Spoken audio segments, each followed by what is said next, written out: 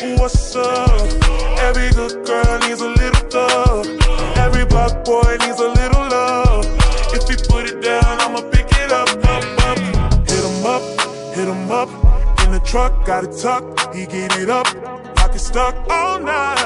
I like you ain't gotta say it when you know it's on side. She got everything you want in a nice body ass fat. Assalamualaikum warahmatullahi wabarakatuh. Saya Widiawati Ridwan dengan NPM 022722 dari Prodi Akuntansi Fakultas Ekonomi dan Bisnis. Di sini saya akan memenuhi sebuah tugas yang disuruh oleh Bapak Jufri bahwa akan membuat sebuah video dengan mempresentasikan materi dari beberapa materi yang sudah disampaikan. Nah, di sini saya memilih materi tentang perkembangan ekonomi syariah di Indonesia. Langsung saja, di sini akan saya jelaskan perkembangan ekonomi syariah di Indonesia menunjukkan kemajuan yang patut disyukuri dan diapresiasi. Nah, perkembangan tersebut tidak hanya dijumpai pada tataran wacana yang bersifat teorik normatif, namun sampai pada tataran yang lebih praktis dan aplikatif. Pada tataran wacana, kita menjumpai banyak pemikiran ekonomi syariah yang dikembangkan oleh para ahli. Kini kita merasakan ekonomi syariah tidak hanya menjadi menara gading, melainkan sudah lebih membumi dan lebih aplikatif. Nah, pemikiran fikih muamalah misalnya sudah mulai dikembangkan secara praktis sesuai dengan persoalan aktual kontemporer. Bahkan pemikiran fikih muamalah yang dikembangkan oleh para ulama telah diadaptasi sedemikian rupa dalam bentuk fatwa. Nah, fatwa-fatwa di sini yang dikeluarkan oleh Dewan Syariah Nasional atau DSN telah menjadi panduan praktis bagi publik dalam muamalah sesuai syariah. Nah, kemajuan pemikiran ekonomi syariah juga nampak pada ikhtiar untuk mencari relevansinya dengan ekonomi modern. Kini kita menjumpai banyak buku yang mengulas tentang relasi antara ekonomi modern dengan ekonomi syariah.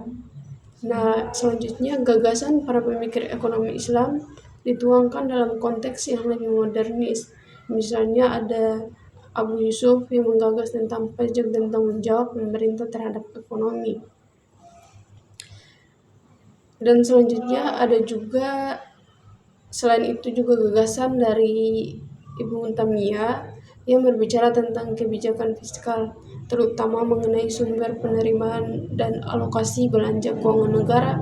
Kondisi ini makin menegaskan bahwa ekonomi syariah tidak hanya identik dengan bank syariah, dan juga melainkan mencakup ekonomi makro, ekonomi mikro, kebijakan moneter, kebijakan fiskal, dan pembiayaan publik sampai dengan ekonomi pembangunan. Nah, sedangkan pada tataran praktis, perkembangan lembaga keuangan publik syariah mengalami perkembangan yang cukup pesat pada sektor perbankan. Misalnya hingga Oktober 2018 jumlah bank umum syariah sudah mencapai 14 buah total dengan total aset 3.292 miliar rupiah. Sedangkan bank umum konvensional yang membuka unit usaha syariah sebanyak 20 buah dengan total aset 1.957 miliar rupiah. Dan jumlah bank pembiayaan rakyat syariah mencapai 168 buah dengan jumlah kantor sebanyak 450 buah. Nah, menurut data Otoritas Jasa Keuangan OJK hingga November 18 sebesar 220 atau sekitar 10,61% dari total reksadana.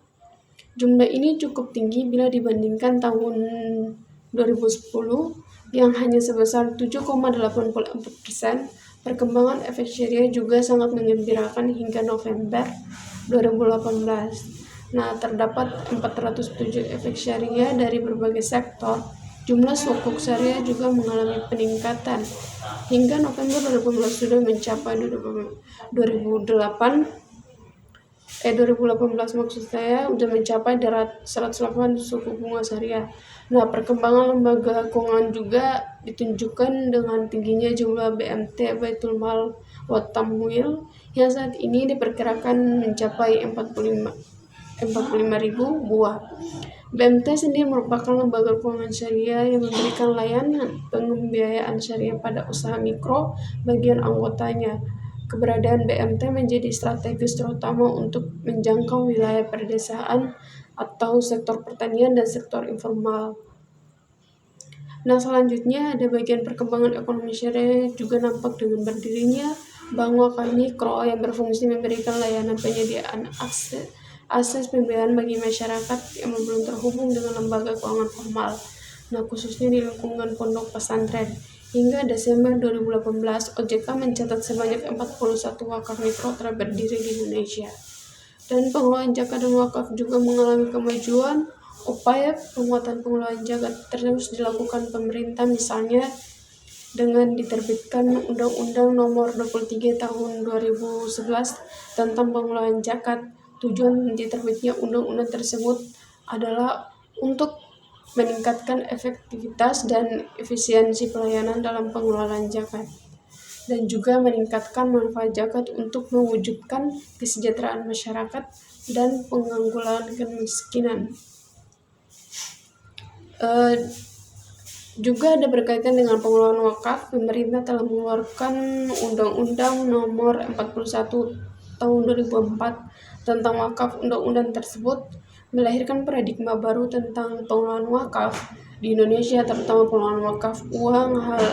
Hal ini merupakan paradigma publik bahwa objek harta wakaf tidak hanya tanah, namun juga meliputi barang-barang bergerak seperti uang dan surat berharga lainnya.